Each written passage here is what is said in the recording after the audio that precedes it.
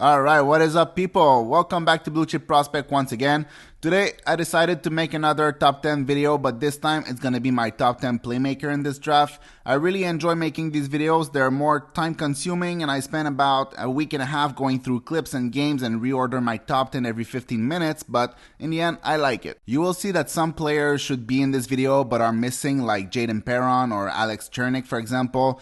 In the case of Perreault, he's been decently productive, very similar to Jake Gensel in his draft year, and has shown very good playmaking ability, but he's 5'8". There's a very limited amount of 5'8" players in the NHL, so I decided to limit this list to only one player that's 5'8". And I decided to go with the one that doesn't play with Macklin Celebrini and plays with more physicality and compete in his game. But in the end, both players could very well end up being the next TJ Tynan, a very productive AHL player that can't crack the NHL, or the next Johnny Gaudreau, or anything in between. But anyway, I have to draw the line somewhere, and that's where I decide to draw it. And before I start this thing, please take the time to like and subscribe if you enjoy the content I'm making. It's greatly appreciated and it helps me grow the channel. I'm just a few dozens away from 1,000 subscribers, so yeah, I'm coming for you, Mr. Beast, which is kind of cool when I think about it. I think I'm gonna be a YouTube superstar, so anyways, let's get this started. Alright, so let's start with my honorable mentions, and the first guy on this list is Callum Richie. Richie is a right shooting center who plays for the Oshawa Generals. He had 24 goals and 35 assists for 59 points in 59 games this season.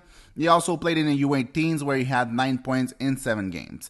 Callum is a very good player some nights that really stands out with his size, his skating, and his stick handling, and other nights you just forget he's even playing.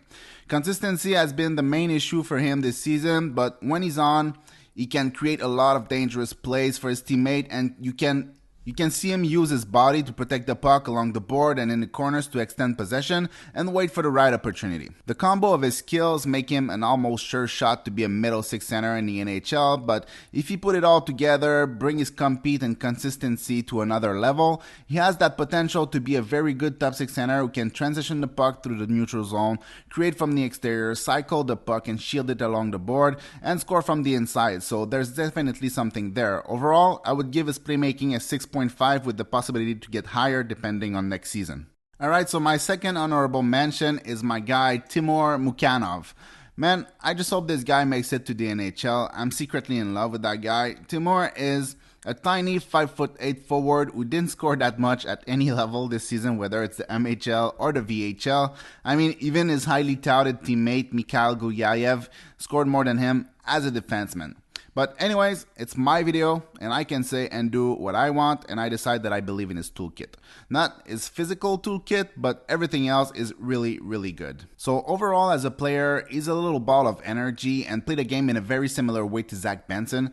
He goes through walls in all three zones and doesn't realize or care that he's 5'8". He's a fantastic playmaker and creates a lot of high danger chances for his teammate, and when no one is available, he can drive to the low slot and take the shot himself. He's a do-it-all type of player, and I saw him many times get the puck from the board, pass it to the exterior and reposition in front of the net for a deflection and a rebound. Obviously, that's going to be very hard to do at the NHL level considering his leprechaun size, but I'm not too worried about it because of his intensity in every sphere of the game and his great skills. There's a long road ahead of him to get to the NHL, but he's a June birthday, so he's very young and he has that high-end compete and high-end skills to get there. Overall, I would give his playmaking a good 7, but I would hope to see more production next season. Alright, so Gabe Perreault seems to be the king of my honorable mention. He was in my top 10 goals scorer, and he's their playmaker. Perreault shattered the record for most points in the US NTDP with 53 goals, 79 assists for a total of 132 points in 63 games. Not too shabby. By looking at those numbers, he should be near the top of this list, but that's not how I see him. It's not that Perreault isn't capable of driving his line. There were plenty of games where he was the best player and the driver on his line, but where I think he shines the most is as a complementary piece, or the glue, if you will, on his line. He's so smart and so skilled. He's always in the right place to be the connection between players. He's great at receiving the puck from his center and redistribute it lightning quick, and he does so even in traffic or in tight spaces. I don't think that at the NHL level he will be the guy to create for others or open space for his teammate, but if he keeps doing what he's doing and he keeps reading the play as quickly as he currently does, he can keep being a great great connector on his line. I would have liked to see what he does without Smith and Leonard, but I don't think that's going to happen even next season since they're all going to Boston College. But from what I saw, I would give his playmaking a 7, 7.5, and his hockey sense a good 8. I lied. It's a top 11, but according to YouTube and YouTubers, thumbnails and titles are of utmost importance for greater reach, and a top 11 doesn't have the same impact as top 10 on a thumbnail, so there you go, that's why I lied. But honestly, there's just nobody in my top 10 that I want to kick to the honorable mentions, but at the same time have too much appreciation for Sachin's game to not give him his own position in my top 10/top 11 now. So like I said, at number 11, I have Grayson Sisson. Not the most popular player out there, but Sisson is a right shooting forward who had 18 goals and 40 assists in 58 games, so basically 1 point per game. Not an incredible production until you realize that he plays basically third line on an incredibly stacked team with the Seattle Thunderbird. Seattle is so stacked that I think I would pick them to win a 4 out of 7 against Chicago, the Avs, or the Arizona State Coyotes. Talking about the Coyotes, I wanted to take a second to say that, man, I just feel bad for you guys. After Cheka and ASU, you guys had a great opportunity to settle into a home and an arena and get things started. There's just so much gatekeeping in the hockey community, and you guys have been the laughingstock of the league for a good while. I just wish it worked out so the team could get started on a good base. Anyway, I'm sorry, Coyotes bros. I hope something works out for you guys. So let's get back on track, and let me tell you something. Sachin has incredible puck skills and very, very good vision. If you think of the way Will Smith creates with his stick handling, Sachin can do the same. He's incredible at maneuvering in tight spaces and send the puck to a teammate from under pressure. To me, it's obvious that he will intentionally put himself in pressure situation along the wall or in traffic because he understands that he has the stick handling to make everyone miss. He opens space for his teammate by attracting players on himself, and he uses stick handling to extend possession and open lanes to high danger area of the ice. He's not the biggest at 5'11", but I saw him win battles for the puck along the wall against 2 and sometimes even 3 players multiple times because he's so resourceful and so skilled. And obviously, once there's 3 players on him, that creates a lot of space in the slot for a one-timer. He's my number 1 candidate for an explosion in production next season, in the same way that I thought Goyette would explode in production this season, which he did. But overall, Sachin is an incredible player, and I would give his playmaking a good 7.5. At number 10, I have Quentin Musty, who I went from liking a lot to disliking a lot to liking a lot again. But Musty is a left-shooting winger who had a great production in the OHL. He had a great season with 26 goals, 52 assists, for a total of 78 points in 53 games. Honestly, I'm quite inconsistent in what I think Musty will be.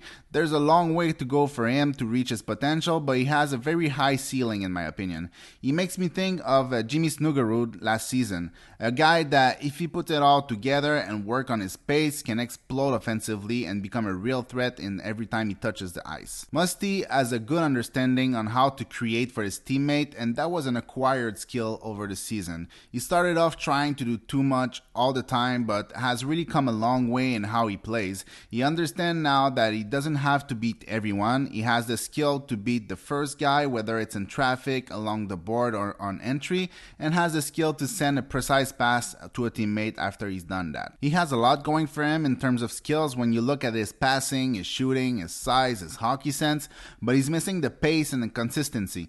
Like many players of his age, some nights he can take the whole team on his back and carry them, and some nights he's just simply invisible. But the highs with him are very high, and the lows are just normal teenager stuff learning to play the right way. He said himself that he focused on his two-way game this season, but if he focused on his skating and his pace, watch out, he's going to be a very good dual threat with size. He's actually one of the players that I selfishly hope drops a little bit on draft day so my Habs can grab him on draft day. Now we go from a guy that doesn't play with a ton of pace to a guy who plays at a ridiculous pace but hesitates too much when things aren't moving at 200 miles an hour. At number 9, I have Riley Heidt. Heidt has a good set of skills. He has good vision and good puck skills, and I'd say he has an average hockey sense, but he has one of the best skating in the draft. He's explosive, he's fast, he's agile, he has great edges, and is light on his skate.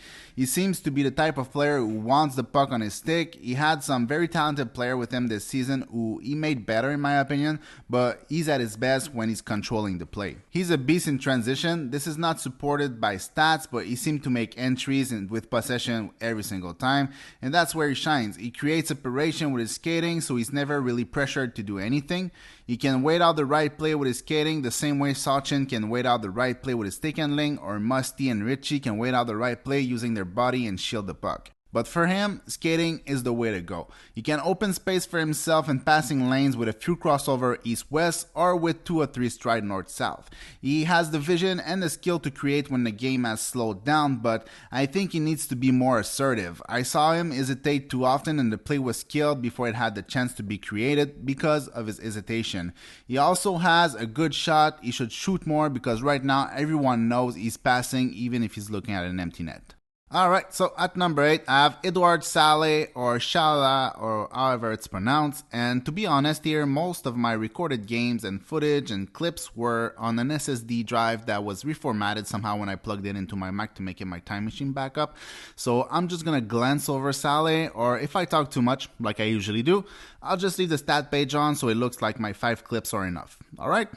Alright. First thing first, Sale had a pretty disappointing season stats-wise with 7 goals, 7 assists for 14 points in 43 games in the Czech Extraliga. On the surface, that's not great, but like I said, before I lost my recorded games, I watched 3 of his Extraliga games, and he played on the 4th line all 3 games. He played something like 10, maybe 12 minutes per game that I watched. That's not a ton of opportunity for a young guy. He had an amazing draft -1 season last year. He had an amazing U18 as an underager last season. He had a good, not great U18 recently and had a great U20 this season. Overall, the production seems to be pretty good when we take everything into account. If we compare with a guy like Martin Nikach, for example, who played in the same country and the same league and the same team, Sale had a better draft -1 season and a better international season in his draft year, while just being behind by 0.03 point per game in Extraliga. So a lot has been said about his inconsistency, but which young guy isn't inconsistent in the Czech league? They're all inconsistent. Now, if we look at everything that he brings to the table, Sale is an incredibly skilled forward. Puck skills are up there, vision is up there, skating is up there, and he plays with a lot of pace. He's 6'1", he has a good, not great shot, but good enough to be a dual threat. He's not intimidated by playing with men, and he drives the middle of the ice with consistency. I like how he will skate full speed, take the middle, attract a player on him to the exterior, and make simple passes to another player. He definitely has the skill to send precise passes across the ice, but he's really good at creating entries and opportunities with small, simple plays that create odd numbers or open look in the slot. Overall, I think he's way better than what he gets credit for, but that opinion is only based on international games and 3 Extraliga games, so take it with a grain of salt, but to me, it's obvious that he's really, really good. Alright, so at number 7, this is where the water gets murky a little and where it becomes more a style preference over a player just being better than the next one. So at number 7, I have no one else than Will Smith. Smith, just like Perreault, had an amazing year. He posted 51 goals, 7 assists for 127 points in 60 games, and 9 goals, 11 assists for 20 points in 7 games at the recent U18s. Pretty remarkable year if you ask me, or anyone really. Of all the players left in my top 5, he's the player for who have the most question marks on whether the style of play translate to the NHL or not. He might become better than the next 2-3 players on this list, just like he might drop significantly. He has some maturing and some figuring out to do for his game to translate. It's clear to me that Smith is an elite playmaker. I don't really have the same question with him that I have with Perreault. I would have liked to see him without his line mates too, but not to the same extent as Perreault. It's clear that on most nights, he drives the bus. My issue with his style is that it's very junior style, if you want. He has excellent vision, has some of the best puck skills in the draft, but relies very, very heavily on his hands to do all the work. He's very deceptive with his hands, but doesn't really combine the work his hands are doing with his skating to really sell what he's trying to sell. Don't get me wrong, he's one of the very best passer in the draft, and it's combined with a great shot, high end and creativity, good skating, the whole kit. offensively at least. The potential for Smith is sky high, but I feel like he's missing something to reach it. He makes crazy plays that nobody saw coming all the time, like almost every single game that I've watched, but sometimes nothing he does works. And he never comes back to the simpler plays, the give and goes to get into scoring position. He keeps coming back to the dangle three players and send the puck across the ice to an open teammate. The NHL is a different beast. As much as I'm a tiny bit concerned that he could end up a Jonathan Drouin in the NHL, as much as I feel like he got all the hard stuff figured out, and all is left for him to figure out should be child play for a guy of his skill set. At number 6, I have the beast himself, Zach Benson. Benson had a phenomenal season in the dub with 36 goals and 62 assists for 98 points in 60 games. He's the best player on the Winnipeg ice, and even last year there were games I watched to watch Savoie that he was the best player on the team, and especially in the playoffs. Benson is the exact opposite of Smith. Benson can do it all, can do all the work himself in the offensive zone. He can be the first man back and the last man out and still be the one to go get the puck in the corners, redistribute the puck to an open teammate, and reposition to the net. He's like if Smith and Leonard fused together. He doesn't have the Smith puck skills, but he makes up for it with drive and pro-level play. Benson plays a very direct and middle lane oriented type of game. I wonder how much it will translate given his size, but if it does, he will be an amazing player. All of his focus is set on sending the puck in the slot or bringing it there himself. The scary part is that he has the skills necessary to send it there, skate it there, or shoot it from there. There's a reason why he's the most productive player on a team that has 2 players chosen in the first 11 selection of last year's draft and a very productive 20-year-old. He's extremely talented, but his mind is set to create high-danger chances only. If he can add a step or two and explode with greater speed and create more separation, he will be unstoppable. He's already very agile and can create distance by moving east-west with the puck, so he's not missing much. The closer we get to the draft, the more I watch my clips and I keep reordering my first round, and the more he's getting close to take Will Smith's position at 5. I'm not there yet, and I'm not sure I will get there, but Benson is incredible. He doesn't have the sexiness of Smith's game, and I would say that his shot and stickhandling is inferior, but he has the making of a Braden Point light player if Braden Point was a winger, obviously. At number 5, I got Adam Fentily. Fentily had an historic season in NCAA, scoring 30 goals and 35 assists for 65 points in just 36 games. Make him the most productive player in the NCAA in the last 20 years or so, and the second best behind Pokeria in the last 30 years. Not too shabby. When I watch Fentily, playmaking isn't the first thing that comes to my mind. He's a shoot-first center, and I think it will stay like that in the NHL, but when a guy can skate like him, has a frame like him, handle the puck like him, and drive to the net like him, so much space is being opened up that all he has to do is slide the puck just a couple feet away to create high-danger chances. He definitely has good vision and can recognize the opportunity for a pass. Is he going to play on the flank and break down the defense with misdirection and send the puck through layers? I doubt it. It's not so much that he doesn't have the skills for it, it's more that this is not his game. His game is about creating chaos in the offensive zone and either shoot it hard or slip a small lateral pass to a teammate.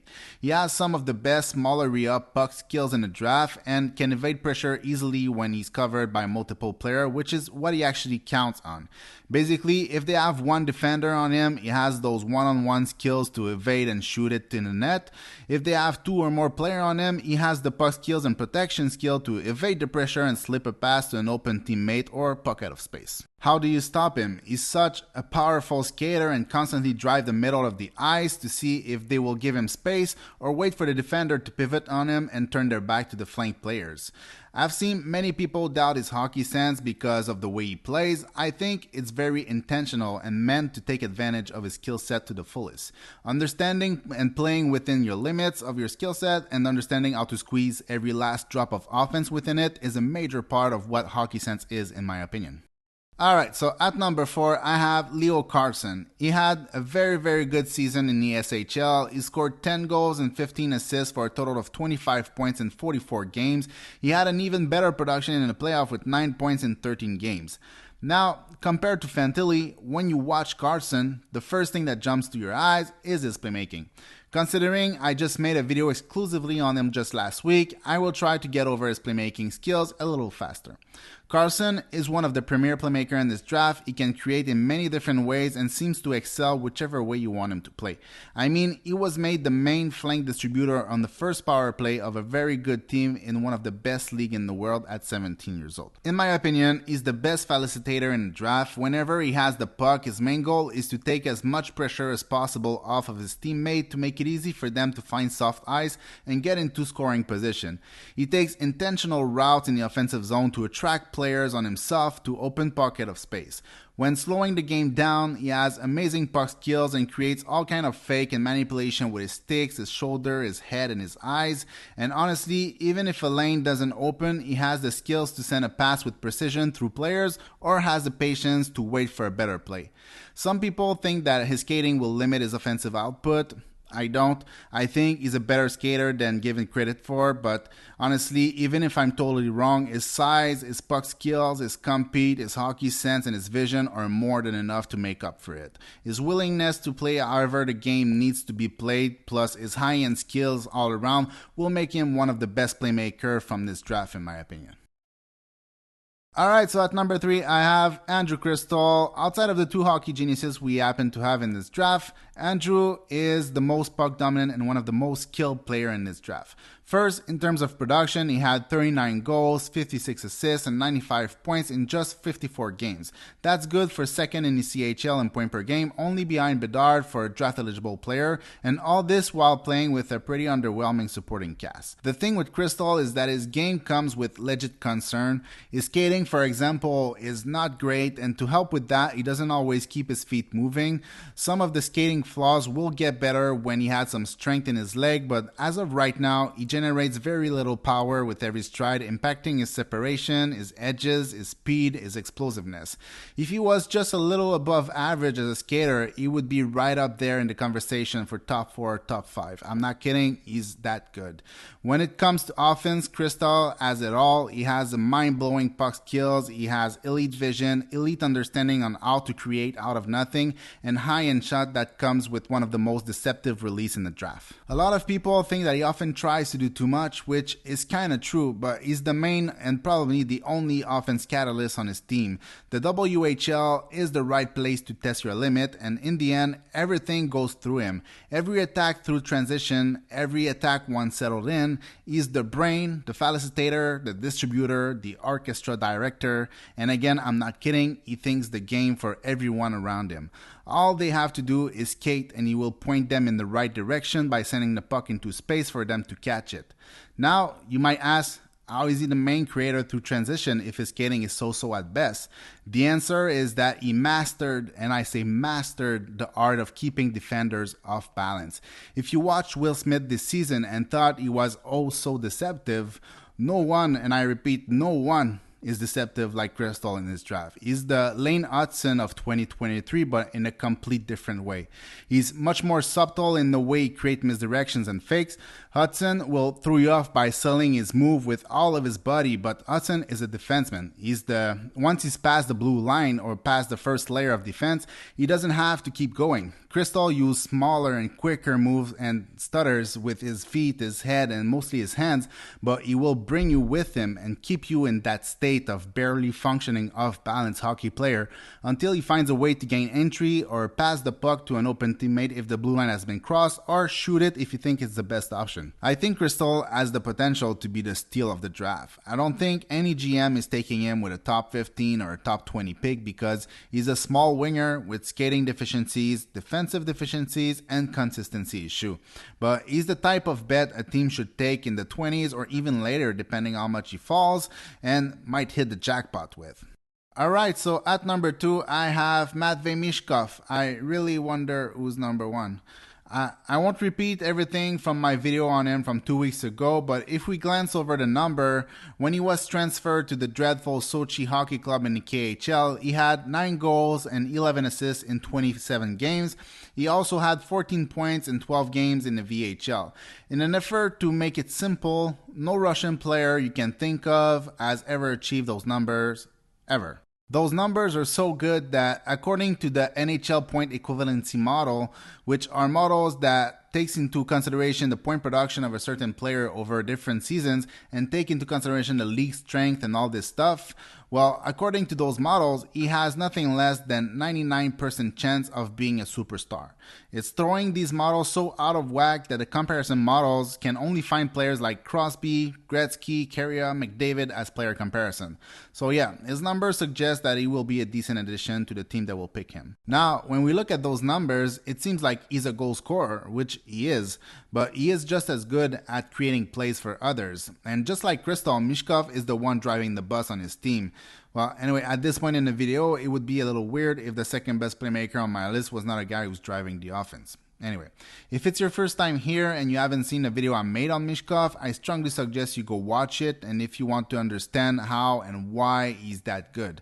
But to keep it simple for the video, he's basically playing chess on the ice. It's like he plans everything beforehand and then uses his teammate to little give and goes to place his chess piece around the ice and create high energy chances that way. He is incredibly talented and smart, and he's also very good at manipulating defenses.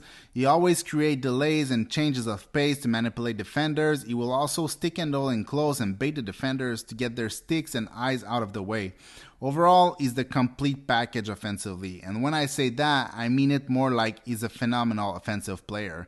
I don't know what to say that I haven't said already, but go take a look. He's really worth it. I pray every night to the hockey gods that he drops to the Habs at number 5 and that management doesn't screw this up. Alright, so at number 1, I have no one else than Charlie Stramel. Okay. At number 1, I have the one and only Connor Bedard.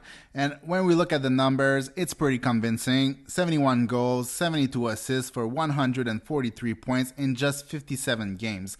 Followed by 23 points in 7 games. I repeat, in 7 games at the U20s. Same story here for NHL point equivalency models. 99% chance of being a superstar and compared to players like Lemieux, McDavid, and Patrick Kane. One thing that I really appreciate about this draft is how much we have 2 franchise-altering players in Bedard and Michkov, but they couldn't be more different.